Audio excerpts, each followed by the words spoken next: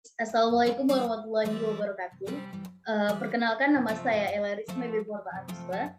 Saya berasal dari kelompok 1. Pada kesempatan kali ini saya akan menjelaskan atau mempresentasikan mengenai pembelajaran strategi pembelajaran fisika, yaitu pada materi pendekatan pembelajaran. Nah, saya beranggotakan saya sendiri dan satu lagi teman saya, yaitu adalah Ardian Fahreza. Nah, baiklah, langsung saja saya akan mempresentasikan mengenai materi yang telah dibuat. Baiklah, saya akan menjelaskan pertama anggota kelompok saya itu Ardian Fahreza dengan NIM 19033147 dan saya sendiri Ella Risma Biporta Anusba dengan NIM 19033151. Nah, pada kesempatan kali ini di mana mata kuliah strategi pembelajaran fisika ini diampu atau dibimbing oleh Ibu Sylvie Yulia Sari, SPD MPD.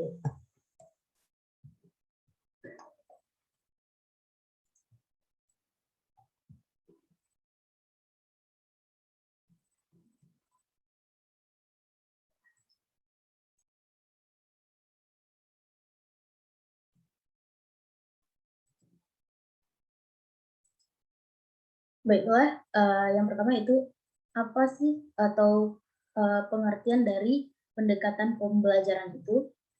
Nah, pengertian dari pendekatan pembelajaran adalah pendekatan pembelajaran merupakan suatu titik tolak atau sudut pandang terhadap proses pembelajaran yang merujuk pada pandangan tentang terjadinya suatu proses yang sifatnya masih sangat umum.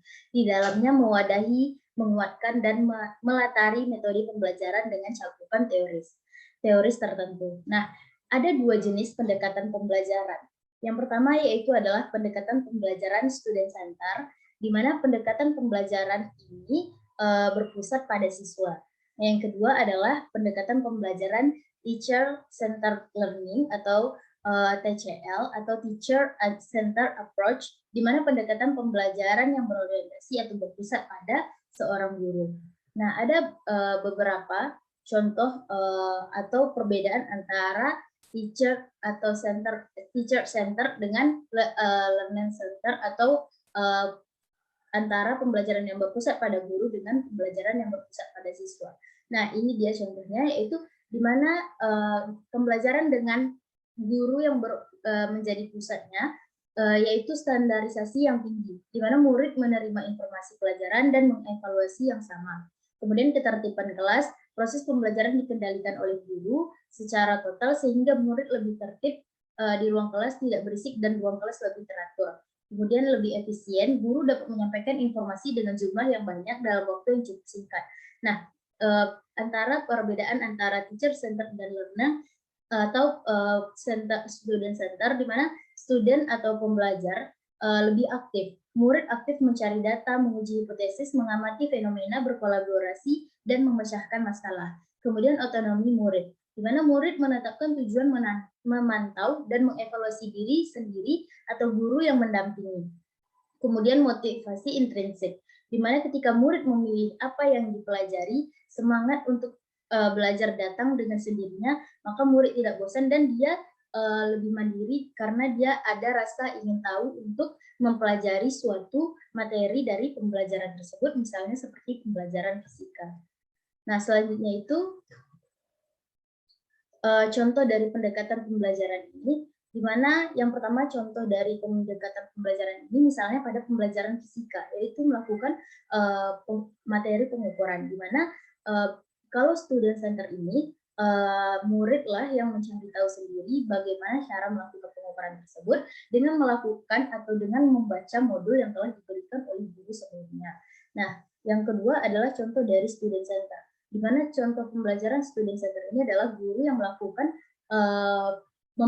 memberikan penjelasan kepada siswanya, di mana guru memberikan ceramah atau pada kasus ini, yaitu contohnya pada praktikum fisika ini, guru menjelaskan terlebih dahulu bagaimana cara-cara yang akan dilakukan oleh siswa untuk melakukan praktikum pengukuran tersebut.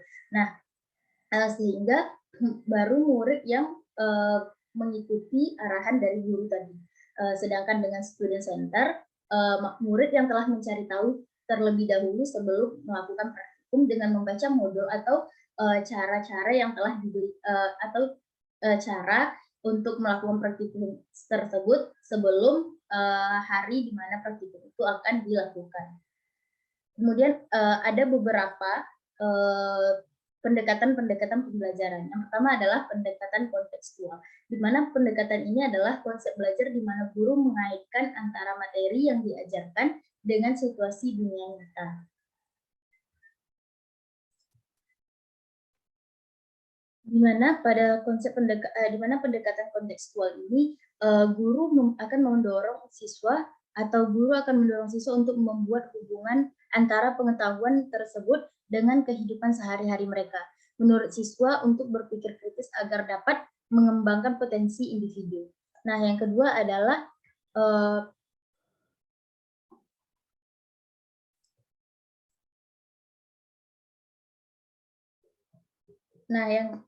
itu adalah pendekatan konstruktivisme, di mana pendekatan ini menekankan pengembangan diri siswa melalui proses berpikir kritis. Nah, pendekatan ini menjadikan siswa untuk lebih berpikir kritis mengenai suatu pelajaran yang dipelajarinya pada saat itu, di mana guru mengajarkan kepada siswa bagaimana menyelesaikan suatu persoalan atau mengatakan benar dan salahnya suatu jawaban. Kemudian yang ketiga adalah pendekatan deduktif. Pendekatan deduktif adalah pembelajaran yang bermula dari penjelasan tentang hal yang bersifat umum, lalu diarahkan pada hal yang bersifat khusus, di mana guru akan menerangkan teori, konsep dasar dan istilah-istilah pada bagian awal pembelajaran. Kemudian diikuti penerapan atau contoh-contohnya yang mana siswa juga akan mencari tahu sendiri, bisa melalui sumber yang dia miliki atau bisa juga dengan menggunakan internet. Kemudian pendekatan induktif.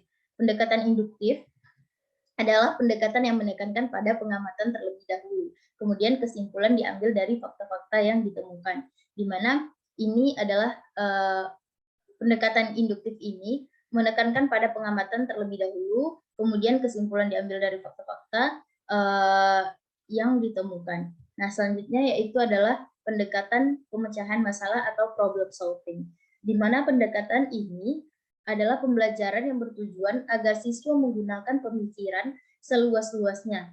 Dalam berpikir rasional, siswa dituntut untuk menggunakan logika untuk menentukan sebab akibat, menganalisis atau memprediksi dan menarik kesimpulan dari suatu materi yang sedang dipelajari.